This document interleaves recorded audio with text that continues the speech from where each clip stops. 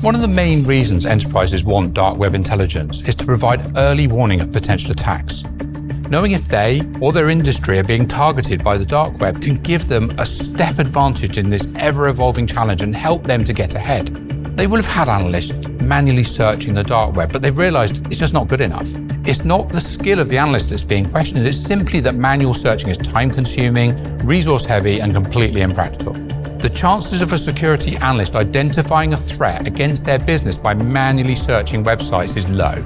And the reality of finding it in time to mitigate an attack, that's close to zero.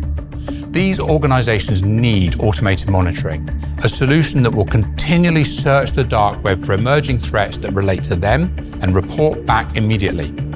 Any intelligence needs to be timely and contextually enriched to ensure that it's specific to the organization and its current needs.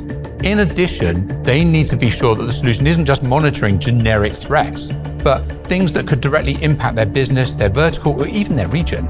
Our approach to this is to focus on the company's key attributes, for example, their brand, their internet domains, their staff email addresses, and their infrastructure, continually searching for information across the dark web that's talking about this. This means that once that company's name is even mentioned, once one of its datasets is leaked, or once a criminal sells something to somewhere and they find out about it, allowing the teams to assess this, they get the information they need, and they can look to mitigate that threat and take action immediately.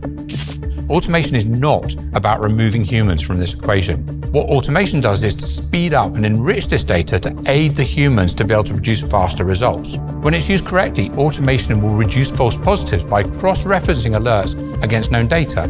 The objective here is always to help the security team being able to make faster and more accurate decisions.